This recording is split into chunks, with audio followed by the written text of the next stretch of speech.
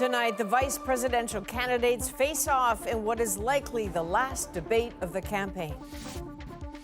Steady leadership is going to matter. Donald Trump actually delivered stability. Fewer fireworks, more time on the issues, the moment they both got cut off. Gentlemen, the audience can't hear you because your mics are cut. How the running mates could affect the whole race. Iran launches a direct attack at Israel, a barrage of missiles mainly intercepted, but Israel vows to retaliate. We will respond wherever, whenever, and however we choose. We're on the ground in Israel and Lebanon as fears grow over a larger regional war. Locked roads, no cell service, the complicated search for the missing after Hurricane Helene. The challenges are immense. And some incredible stories of heroism. I just couldn't watch her die. The moment a man risked his life to save a woman inside a home being swept away. From CBC News, this is The National with Chief Correspondent Adrienne Arsenault.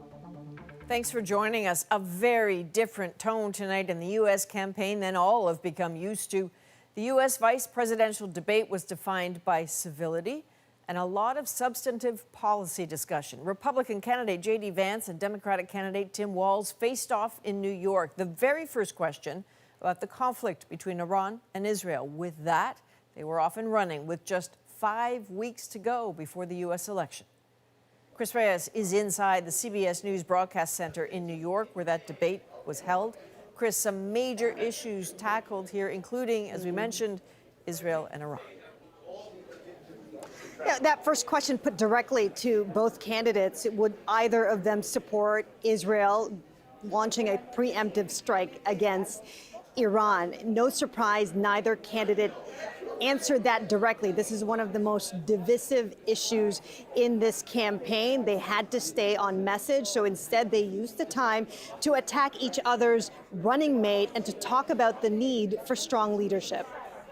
What's fundamental here is that steady leadership is going to matter. It's clear, and the world saw it on that debate stage a few weeks ago. A nearly 80-year-old Donald Trump talking about crowd sizes is not what we need in this moment. As much as Governor Walz just accused Donald Trump of being an agent of chaos, Donald Trump actually delivered stability in the world, and he did it by establishing effective deterrence. People were afraid of stepping out of line. You know, of course, a long list of other issues were on the table: the economy, guns, safety in cities, reproductive rights. I mean, these are two candidates, Adrienne, who understood the assignment, and that assignment being proposing that their respective administrations would be the ones to fix the problems of everyday Americans. But tone also obviously matters too, right? So in that regard, how did these two perform? Oh, absolutely. I think the one thing that everybody will say about this debate, Adrienne, is the civility that they witnessed. It was almost as if the two candidates liked each other, even though they disagreed. Imagine that concept. But there was a point in which the producers had to intervene to mute the mics, and that's when they were talking about immigration, one of the top issues in this campaign. We have that moment to show you right now. That is the facilitation of illegal immigration, Margaret, by our own leadership. Thank you, Senator, for describing the legal process. We have so much to get to, Senator. Those laws have been on the books since 1990. Thank you, gentlemen. The CBP app has not been on the books since 1990. It's something that Kamala Harris created, Margaret. Gentlemen, the audience can't hear you because your mics are cut. Again, the mics were hot in this debate, Adrienne, but that was the only time that there was crosstalk. Mostly what we saw was civility and the two candidates shaking hands in the beginning and in the end. All right, Chris Reyes in the spin room in New York. Thank you, Chris. And coming up a little later in this hour, our U.S. politics panel will be here to break down all the hits, the misses, and what impact this could have on the race. And so now to that major escalation in the Middle East tonight, which started off the VP debate. Iran launched a wave of missiles at Israel, and tonight Israel is warning of severe consequences. The attack came quickly, giving residents just minutes to seek shelter as sirens blared around them. Reports out of the region estimate nearly 200 missiles were fired. Iran says they reached their targets, but Israel says the vast majority were intercepted. So Chris Brown is in Jerusalem for us tonight. Chris, it has been an incredibly long, incredibly tense 24 hours there. Well, Adrian, I think it's fair to say this was a surprise for a lot of people today. On the one hand, since October the 7th, there have been a lot of rockets fired into Israel, and especially in Israel's north. But the scale and the intensity of this attack and the fact that it was coming from Iran made this feel very different. In the skies over Israel's major cities, swarms of Iranian missiles honed in on targets as Israel's missile defenses launched to intercept. Our CBC News camera captured the dramatic scene above our hotel in Jerusalem. On the ground, sirens wailed in warning as people ran for shelters. Israel estimates Iran fired 180 missiles, with the majority intercepted. But just moments before the air alert sounded, the Tel Aviv area was hit by another unexpected attack. 2 gunmen shot at passengers on a light rail train, as well as people waiting on a platform, killing at least 6 and wounding many more before being killed themselves. I saw people lying down and I couldn't do anything. The terrorist was right next to me, said this survivor. People were phoning me and I couldn't answer. Israeli police described the motive as terror. The identities of the attackers have not been released and there's been no claim of responsibility. But there was little time to process that before the Iranian missiles struck. In a statement, Iran's Revolutionary Guard said it was avenging Israel's assassination of Hezbollah leader Hassan Nasrallah, killed when Israeli jets annihilated his Beirut command bunker with a direct hit. Iran said 3 military bases across Israel were targeted and warned if Israel retaliated, they would deliver a more crushing and destructive response. So far, Israel says there were no fatalities within Israel, but 1 Palestinian was killed in the occupied West Bank by falling shrapnel. Israel's Prime Minister Benjamin Netanyahu, meeting with his cabinet, said Iran will pay. Iran made a big mistake, he said. They do not understand our determination to defend ourselves. Israel claims the Iranian attacks were unsuccessful and that its military infrastructure was not compromised. Iran denies that. Adrian, this attack was different in a key way from back in April when Iran first fired missiles at Israel. Back then it used slow-moving drones and signaled far in advance. But tonight, the rockets arrived very quickly and appeared designed to overwhelm Israel's defenses. Now, it's going to come a very anxious wait to see when and how Israel responds and just how much worse the war that's now engulfing the Middle East is going to get. Adrian. All right, Chris Brown in Jerusalem tonight. Well, the United States has confirmed it helped Israel shoot down the barrage of missiles fired by Iran. As Paul Hunter shows us, the White House is now calling the attack an unacceptable escalation and vowing there will be consequences.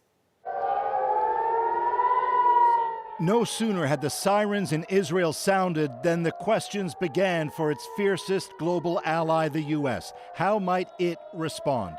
In the Situation Room, watching what played out in the night skies over Tel Aviv, U.S. President Joe Biden with Vice President and his party's nominee, Kamala Harris. Biden later asked directly, "What do you believe the consequences for Iran should be?" That remains to be seen. Said the White House it's a fluid situation, but it labeled Iran's strike as brazen and unacceptable.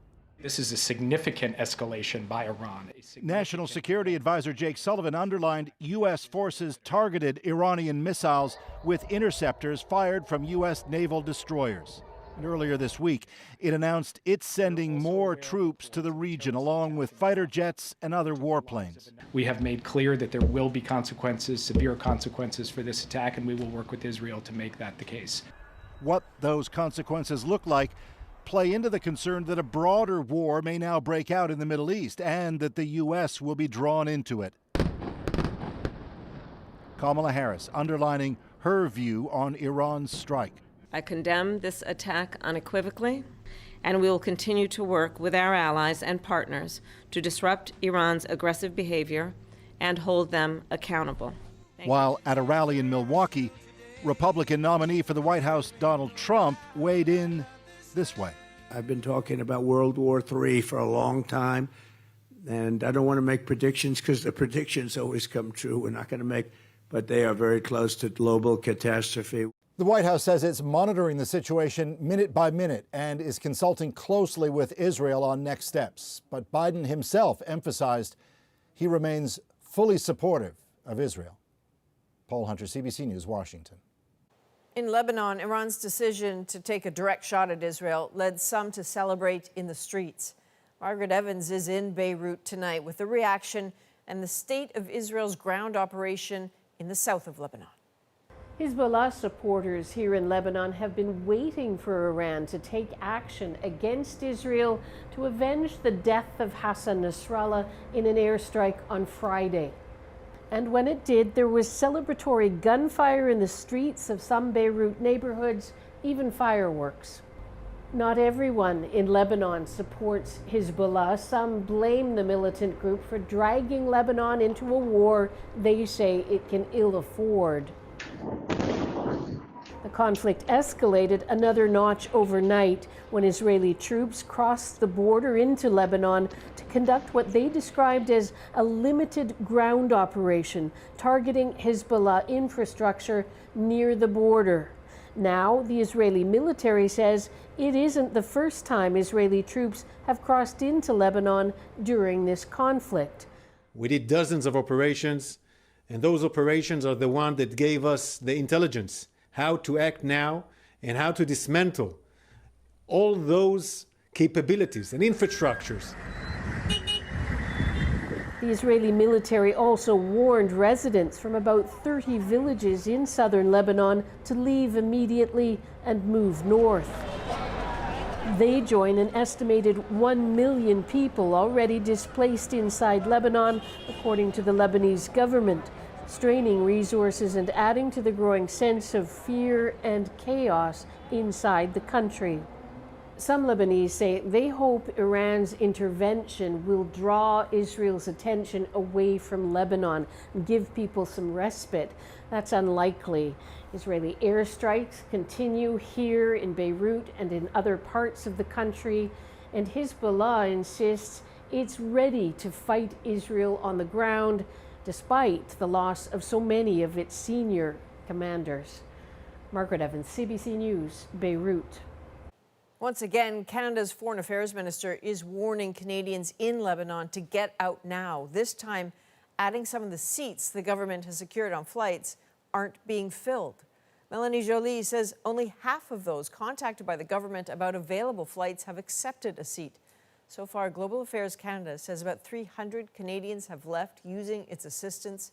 600 more seats have been booked for tomorrow. Now, there's a growing sense of urgency tonight in the United States to locate hundreds of people still missing after Hurricane Helene. Today, the death toll rose to 150 across 6 states. Vanessa Lee begins tonight in North Carolina and a dramatic rescue from raging floodwaters. This was the moment Eddie Hanel became a hero. With a life jacket and rope in hand, he jumped into raging floodwaters in North Carolina. Are you there? To help a woman trapped inside her home as it was being swept away. I grew up swimming on a swim team. I was a lifeguard. I'm in okay shape, and I just couldn't watch her die. I felt like I needed to do that. Leslie Worth, the woman he saved, is among the lucky ones. North Carolina accounts for more than a third of the deaths from Hurricane Helene, at least 56 people. Dozens are missing, including Kristen Stark's dad. Day 3 of him potentially not having insulin. I'm scared. The historic storm destroyed communities. Hundreds of roads are washed out. There's no power, no cell service. Crews from Canada are on the ground helping out. The challenges are immense, but our joint response effort has and will continue to be massive. This is what's left of Chimney Rock, 3 hours west of Raleigh. The mayor says he no longer recognizes his village. I just,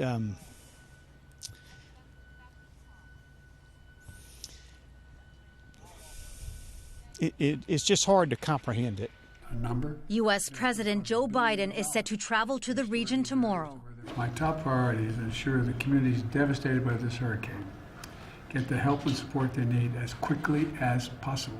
Election officials are scrambling to make sure those affected by the storm can still vote in the upcoming presidential election. But even more pressing, the basics like drinking water. In Tennessee, they're stocking up on bottled water after the city's treatment plant was washed out. Just one of many overwhelming needs, with the magnitude of the devastation only starting to sink in. Vanessa Lee, CBC News, Montreal. To Ottawa now, where the federal Liberal government still stands after another confidence vote failed to trigger an early election. But as Kate McKenna lays out, more challenges lay ahead for the Liberals.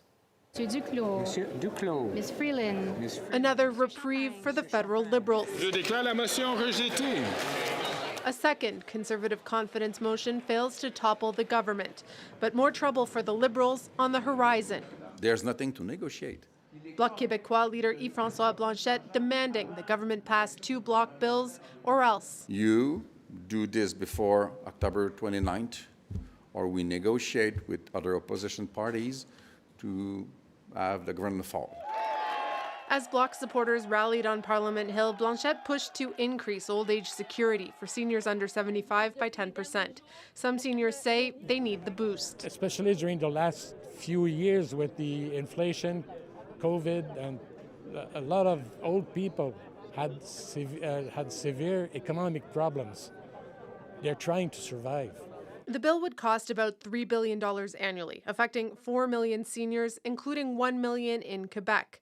Old age security is already the single biggest line item in the budget at $80 billion, prompting questions about the cost. We have to look at the intergenerational impacts of something like that. It's a lot of money. The Bloc's bill, although well-intentioned, now is not helping the most vulnerable seniors. Blanchet brushed off that criticism. This would be a way to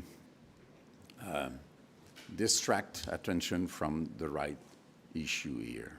Even if the Liberals don't help push the bill through and the Bloc pulls its support, all 3 opposition parties must vote to topple the governing Liberals, and the NDP says it's taking things on a vote-by-vote basis. Kate McKenna, CBC News, Ottawa. Former Headley frontman Jacob Hoggard took the stand today at his trial for sexual assault. It is not a contest between who is telling the truth, right? It's not black and white. What he said and what it could mean for the trial. Plus, a candidate in the New Brunswick provincial election is under fire for comparing the province's gender policies to residential schools. The calls for her to withdraw from the race. It's coming up.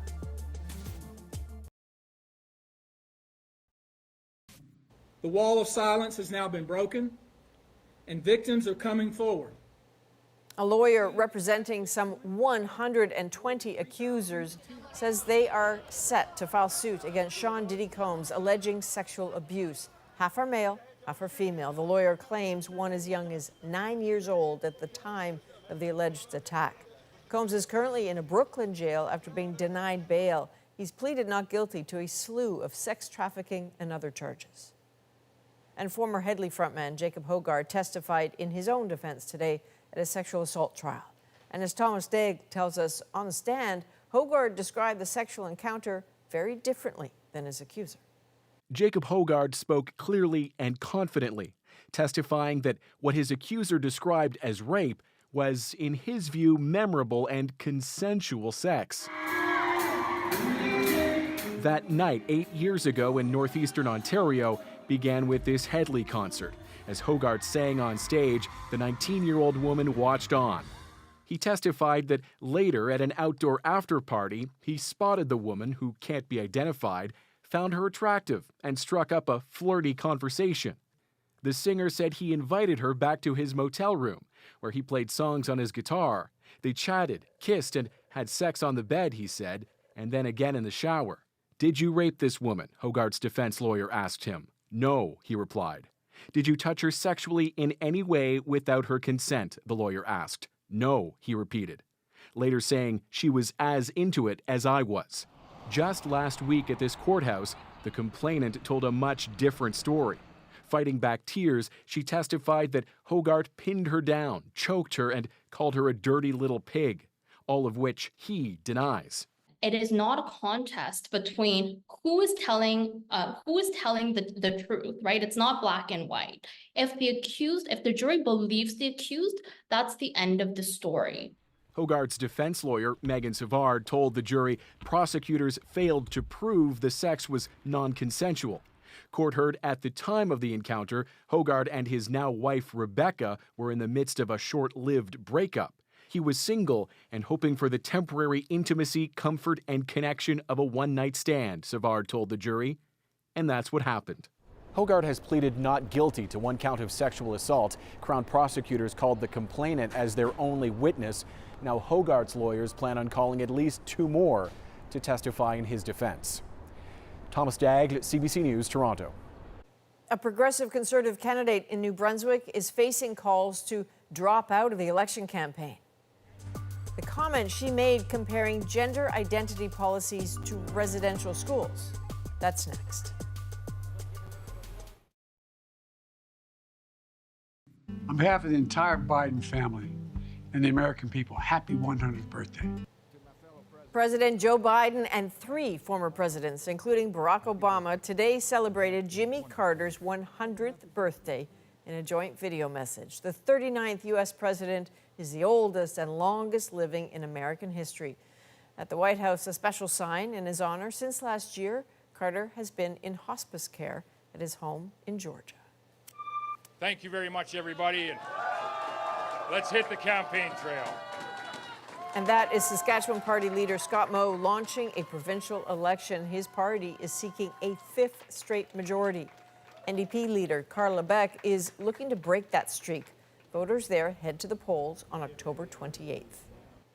And in New Brunswick, there are growing calls tonight for a PC candidate to be dropped ahead of the provincial election. A post she made to mark the National Day for Truth and Reconciliation implied a comparison between the province's gender identity policies and residential schools. Kayla Hansel shows us what she wrote and the blowback. As New Brunswickers gathered to honor the children who didn't come home from residential schools, a political controversy was brewing. To have that day and their memory darkened by a comment by a person running for a political party and putting her political spin on it was very disheartening. On the National Day for Truth and Reconciliation, a progressive Conservative candidate released a public statement implying a parallel between residential schools and New Brunswick's policy on gender identity in schools. Last year, the PC government reversed a policy allowing teachers to use a student's preferred name and pronouns without parental consent. Candidate Sherry Wilson wrote, "We cannot afford to repeat the tragic mistakes that destroyed the lives of thousands of Indigenous families. Therefore, I am committed to keeping the parents of minor children aware of and involved in their children's development while they are entrusted to our government schools." We're talking about kids that were taken from their families. On a campaign stop, the PC leader says he doesn't agree with the post. I don't think it's a comparison of anything that yields in today's world. I think the post that was put out missed the mark. Higgs, who was at a fundraising event with Wilson over the weekend, says the post has been removed, and as such, she wouldn't be removed from the ballot. Wilson did not respond to a request for comment. She isn't the only PC candidate to make this comparison. It is elevating the government above the parents, right? We're seeing that. And is this not simply a repeat of what we did to the First Nations people with the residential schools? Richardson is adamant this day of reflection should not be a polarizing flashpoint in an election campaign. Kayla Hounsell, CBC News, Halifax. Now it's time to dig deeper into the stories shaping our world, starting with a highly anticipated U.S. vice presidential debate. Now look, we all know who Donald Trump is. He's told us. Senator Vance tonight made it clear he will stand with Donald Trump's agenda. We need change. We need a new direction. We need a president who has already done this once before and did it well. Democratic candidate Tim Walz and Republican candidate J.D. Vance tackled everything from the economy to social issues as they made their pitches to American voters. So how'd they do? Let's get reaction and analysis from our panel. Tia Mitchell is the D.C. correspondent for the Atlanta Journal-Constitution. Katie Simpson has been at a watch party in Miami, and Chris Cillizza is the former CNN editor-at-large. He is in Virginia. So Tia, gut reaction to what you just saw? Well, I think my gut reaction is, honestly, I don't think it's going to have much of a change. If you were already inclined to support J.D. Vance, I think you're happy with how he did. If you already were inclined to support Governor Walz, I think you're happy with what he did. I think everyone can probably agree that on style, J.D. Vance was stronger, particularly at the beginning. I think everyone can probably agree that by the end of a nearly 2-hour debate, a lot of people probably had checked out. I think people can also agree that Walz had a lot of substance that, if people were paying attention, was pretty strong. But I think in the grand scheme of things, it won't change much. All righty. So Chris, as we talk about tone, and it is interesting, right, that for the Democrats, they will be saying, but Walz was great at the end. Was anybody still watching? I mean, we've heard it said that Donald Trump was posting about Pete Rose midway through the debate. He might not even have been watching it completely. Where, Chris, were these men strongest? Where were they weakest? Yeah, I mean, I think that J.D. Vance was quite good. I mean, I think it's important to remember that these presidential and vice presidential debates are performances at some level. You know, these are not dry presentations of policy positions. These are sort of how can you best answer the questions? How can you talk more about what you want to talk about, less about what you don't want to talk about? Can you have a moment? And I thought J.D. Vance was very skillful, very able, looked confident. He looked comfortable. Tia's right. Walz got better as it went along. He started off, I can only imagine Democrats were having flashbacks to the June 27th Joe Biden performance in that debate. He started off rough, but he did get better. Look, you'd always rather to have your best moments in the beginning, 9 to 9:30 p.m. Eastern time when the audience is the largest. I will say, though, that the way that social media now works and the way that late night shows work and all that sort of thing, YouTube, TikTok, I think that the Walz moment where he confronts J.D. Vance about did Trump lose the election and J.D. Vance refuses to answer, which came very late in the debate, I think plenty of people are going to see that. I'm not sure it's an issue that persuades people who have not made their mind up yet, but I don't think it'll be an issue of whether people actually know what happened. You talked about moments. Katie, I know you're at a watch party. It's a Democratic watch party. Was there a moment there? The biggest standout moment, Adrian, was that January 6th moment. As soon as that topic came up, this crowd became very animated, yelling at the screen. And when Tim Walz sort of nailed J.D. Vance down and asking him that direct question, did Donald Trump lose the election? And he couldn't answer it. This crowd had a very strong reaction. This is a Democratic crowd, of course, and so that is something that unites this crowd. They're concerned about what happened around January 6th. Other things that people in this crowd told me about, they appreciated the tone. They thought it was less combative. They appreciated that there weren't the personal insults that some had seen in previous debates like this. And they also had a little bit of nervous energy around Tim Walz. There was concern right out the gate, but people I spoke with said they were willing to give him a little bit of leeway there because they see his authenticity as that everyman kind of politician as something that's endearing. But again, this is a room where everyone's mind is made up. Yeah, one commentator referred to it as a nice fest. That January 6th conversation that Katie mentioned and Chris, you were just talking about, just to go back to you, Chris, on that for a moment. Mm-hmm. Is that going to go anywhere past this night? I mean, it's been a huge conversation for a long time in the United States. Does it land on the ballot?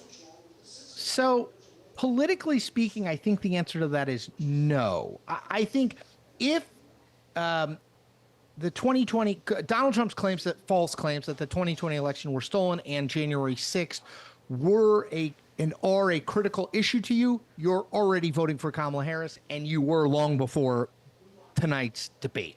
I think if you're an undecided voter, a swing voter, an independent voter, I'm less certain that that conversation or the broader conversation about January 6th and democracy moves you. Remember that Joe Biden centered his entire campaign, his entire 2024 campaign, around this idea that Donald Trump is a threat to democracy, citing the 2020 election and January 6th as the main reasons. I think that that is a very legitimate and compelling argument, but you know who didn't? Swing and persuadable voters. It just didn't move them. And so I don't think a conversation on the later end of a vice presidential debate will change that dynamic much. Well, we've been talking about moments. I'd like to play you one that's been talked about a lot. Immediately after J.D. Vance was talking about people in Springfield, Ohio, having lives destroyed by, quote, Kamala Harris's open border. Here's what happened in the course of that conversation. Have a listen. Just to clarify for our viewers, Springfield, Ohio does have a large number of Haitian migrants who have legal status, temporary protected status. Well, Margaret, but thank you, Senator. We have so much to get to. Margaret, I think it's important because we're going to turn out of the economy. Thank you, Margaret. The rules were that you guys weren't going to fact check, and since you're fact checking me, I think it's important to say what's actually going on. Hey, Tia, what did that moment say to you? Well, that moment said to me that J.D. Vance seemed a little bit sensitive about that topic, and sensitive particularly about being fact-checked on the Haitian migrants in his state. Because that wasn't the first time they kind of closed a segment by having a clarifying kind of statement. I think it kind of showed him trying to assert himself over the moderators. I don't know who won because there was kind of that back and forth. Maybe the folks in charge of muting the mics won ultimately.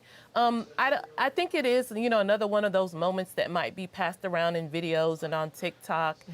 But I think it's going to reinforce for Republicans, for Vance supporters, that they feel like the media was, the moderators were already stacked against them. Whereas, again, if you weren't already inclined to support J.D. Vance, it's just going to be reinforcing the fact that he continues to spread lies and misinformation about Haitian migrants. One of the patterns that emerged tonight was how J.D. Vance would consistently use the Biden-Harris record in his attacks. Why don't we listen to one of those? If Kamala Harris has such great plans for how to address middle-class problems, then she ought to do them now. Not when asking for a promotion, but in the job the American people gave her 3.5 years ago. Chris, he's got a point. They are the incumbents. How do you think that attack will land, especially in an election where the cost of living is such a priority for voters? Yeah, Donald Trump would do well to watch J.D. Vance's debate performance and then copy a lot of the rhetoric. Whether that's on abortion, whether that's on immigration, whether that's on Kamala Harris and what she's done as vice president. That's the message I think that probably can win Donald Trump the election, which is you say you're going to do all these things if you're elected president. Well, you've been vice president for 4 years and you haven't done them. Why not? I think that's a pretty compelling message, especially when you remember that Joe Biden, 38, 39, 40% of people approve of the job he's doing. This is not a popular administration. Kamala Harris doesn't want to be tied to it. I thought Vance did a really nice job with that. Mm-hmm. Katie, you're in Miami. Obviously, this is not talking about a border state, but immigration is a top issue for voters countrywide, even there. Why don't we listen to this from Governor Walz on that? Donald Trump had 4 years. He had 4 years to do this. And he promised you, America, how easy it would be. I'll build you a big, beautiful wall, and Mexico will pay for it. Less than 2% of that wall got built, and Mexico didn't pay a dime. Okay, that attack against the Trump-Vance ticket, any sense from the room where you are now whether people there thought that was effective, giving, that's how many voters are looking at specific proposals from the Harris-Walz camp? Immigration was the second issue that sort of got the most attention in this room, and there is a lot of concern about the rhetoric that has come from J.D. Vance and Donald Trump, particularly for the Haitian community. At this watch party, the Democratic Haitian Caucus members were here. They expressed a lot of frustration and anger about some of those comments, particularly related to whether it's plans to do mass deportation, with J.D. Vance filling in a little bit of what that might look like under a Donald Trump administration, as well as incendiary divisive comments about what's happening in Springfield, Ohio, or what's not happening in Springfield, Ohio, and the consequences of those words. People told me they are angry, they are frustrated, but they're also saying we have to put the emotion aside and use it to be motivating, to bring it to political action, to motivate the hundreds of thousands of members of the Haitian community, particularly in the state of Florida, as well as other parts of the United States, that you need to move it into political action and bring allies into the movement to stand up when people say things like that. So that really was how things resonated in this room. There was a lot of concern about what Republicans could do should Donald Trump return to the White House and implement some of the promised policies that he is promising to do. Okay, Katie, we have about a minute and a half left, so I'm going to start with you, Katie, and then go to Chris and then Tia. For last thoughts about what to look for next and your feeling walking away from this experience tonight. Katie? J.D. Vance came off as the more disciplined version of Donald Trump, the version that Donald Trump's advisors had hoped he could do. They will try to spin that into a win, whereas we'll expect the Harris campaign to move forward, saying that Tim Walz got in that final punch and that he landed that blow about January 6th. They'll go back to their camps, each declare victory, and push ahead to the final sprint to the end. Okay. Chris, do you think that there's something, if this is the last debate, what's the next thing you're looking for? And please don't say Election Day. Look, I always think with Donald Trump, he's utterly changeable and transactional. So, I wouldn't rule out the possibility of another debate. I will say, I think he will not do another debate to clean up a mess that J.D. Vance created, however, which is what some Democrats were saying might happen. J.D. Vance was very good tonight. He's a better spokesperson for Trumpism than Donald Trump. And Tia Mitchell, last thought to you. Yeah, I wonder if J.D. Vance doing relatively well and some of the recent chatter about 60 Minutes and other opportunities that Trump may say yes to something.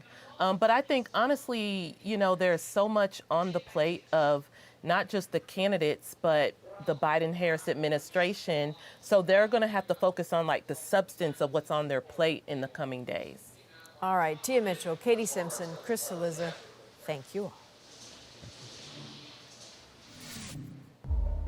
Coming up, Iran targets Israel with a barrage of missiles. We will walk you through a dramatic day and night.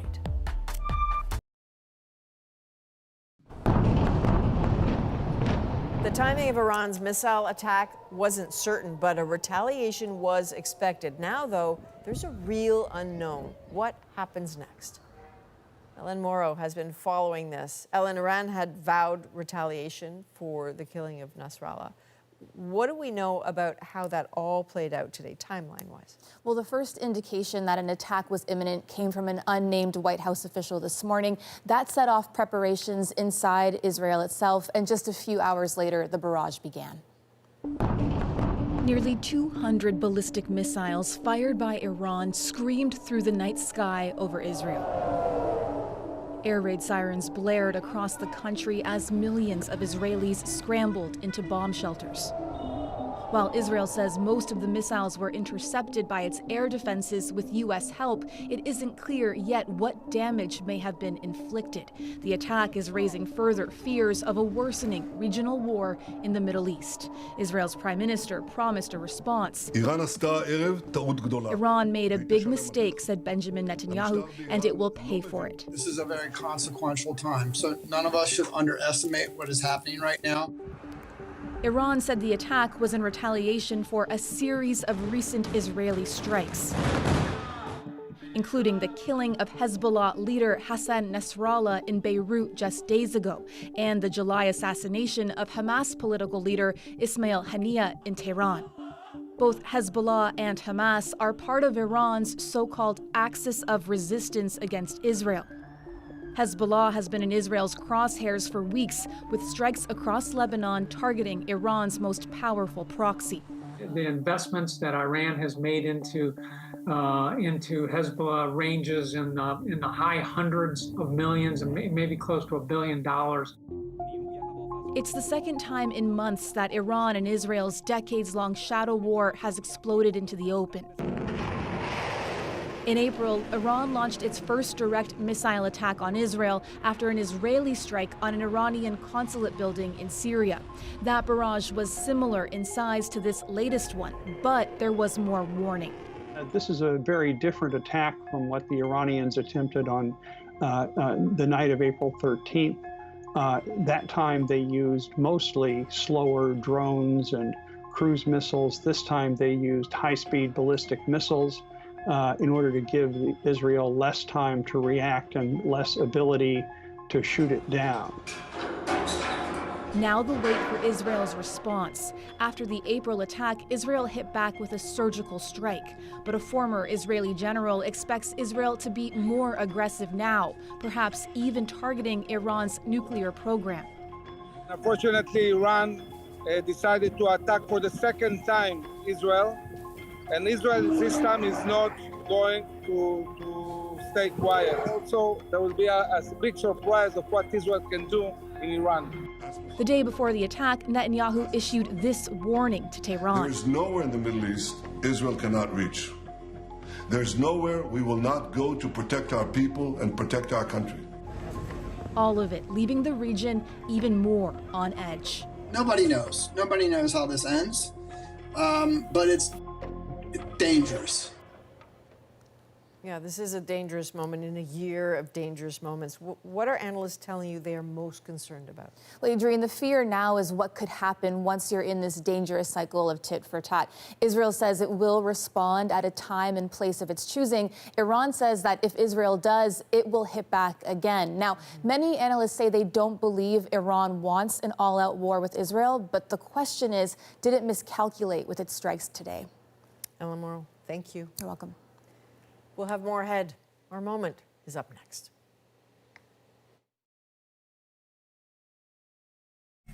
Stay with me here. You're looking at Joshua the goat, sporting a medal and hanging with his new friends after crashing a half marathon run in Newfoundland.